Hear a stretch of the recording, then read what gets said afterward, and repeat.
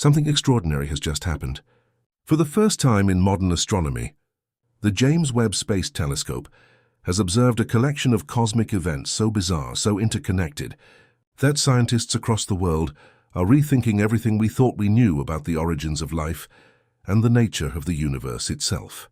In a single month, the telescope captured crystalline water ice forming around a young star, carbon-rich disks swirling around newborn planets, and even chemical signatures that seemed to defy the laws of physics. But that wasn't what stopped the world. It was what Webb found next.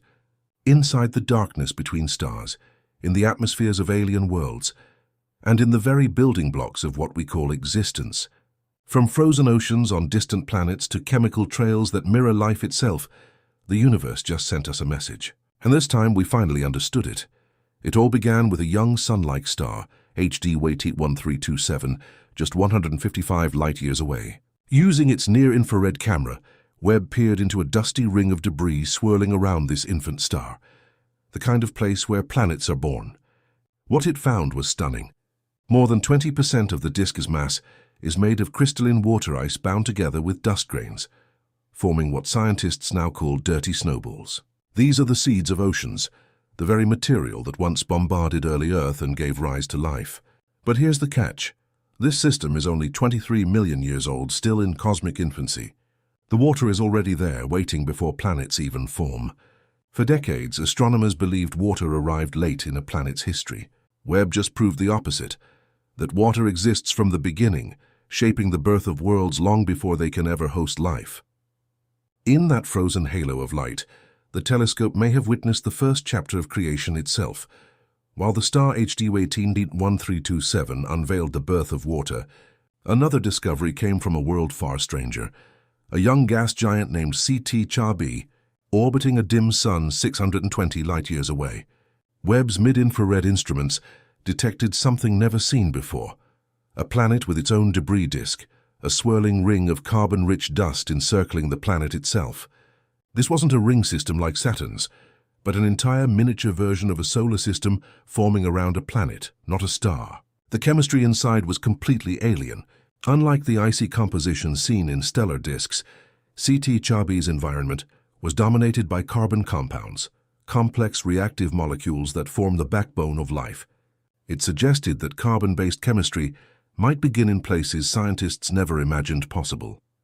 The discovery shattered old models of planetary formation, forcing researchers to accept a stunning idea, that planets may not only form from starlight, but from darkness. But Webb wasn't done.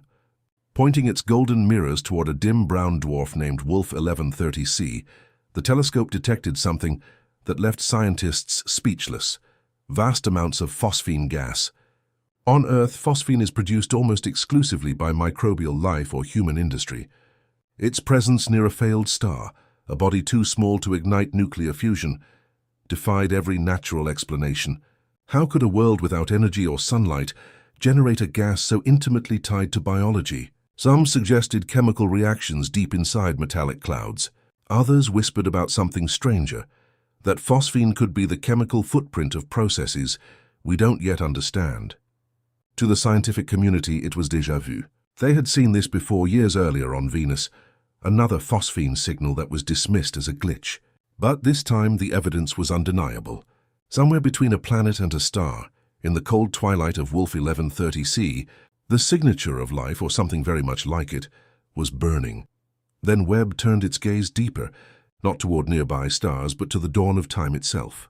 There, in the faintest corners of the early universe, it found something no one expected. Dozens of red points of light scattered among primordial galaxies.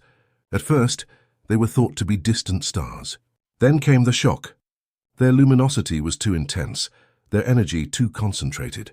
They weren't stars and they weren't galaxies. Webb's spectrometers revealed what no telescope had ever seen before: objects that are both stars and black holes at the same time.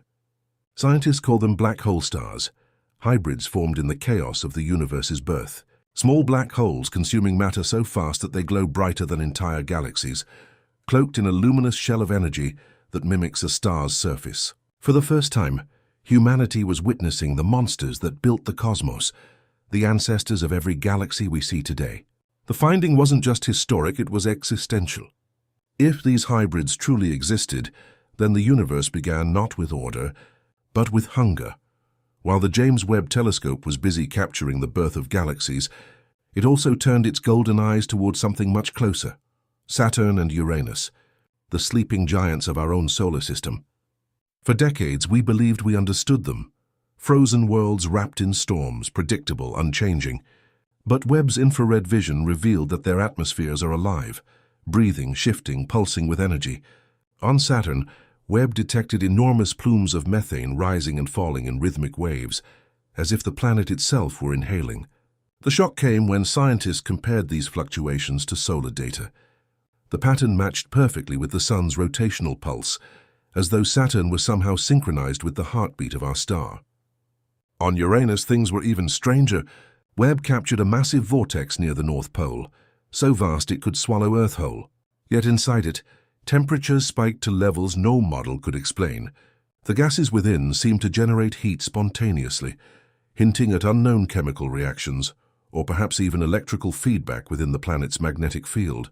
For the first time, astronomers began to suspect that gas giants might not just be planets. They could be natural reactors, driven by forces that connect them directly to the sun itself.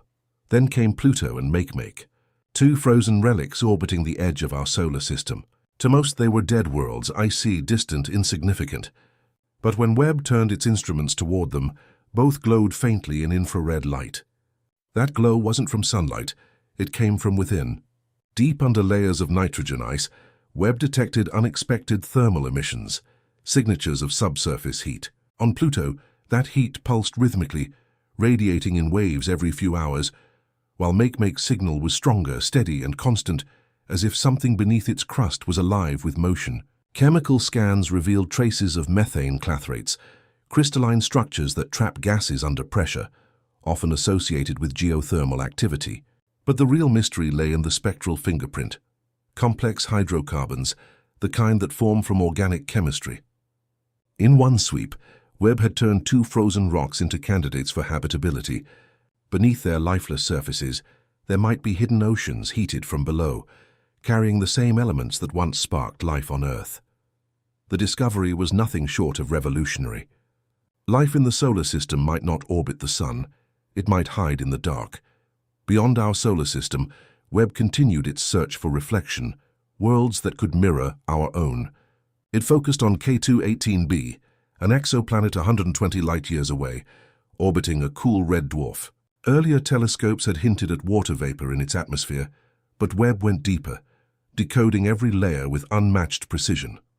What it found left scientists stunned: methyl cyanide, dimethyl sulfide, and carbon dioxide, chemicals that on Earth are only produced by living organisms.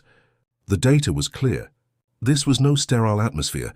It was active, dynamic, potentially biological.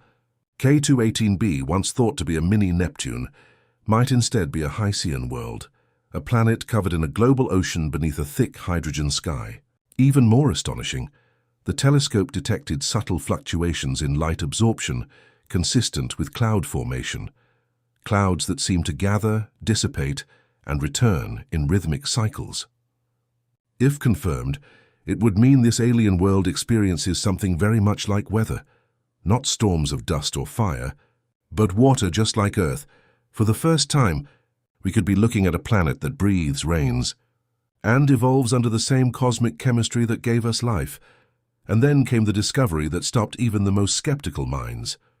Webb turned its gaze toward the TRAPPIST-1 system, that tiny cluster of 7 rocky worlds orbiting a dim red sun just 40 light-years away. For years, scientists had dreamed of it as a miniature version of our own solar system. But what Webb found was far more complex. The telescope detected massive flares erupting from the parent star, waves of radiation powerful enough to strip atmospheres away. Yet 3 of the planets still showed spectral fingerprints of carbon dioxide, ozone, and water vapor. That should have been impossible. To survive such radiation, their atmospheres must have been regenerating, replenished from within like the Earth's magnetic field shields us from the solar wind. In other words, these planets weren't dying, they were fighting back.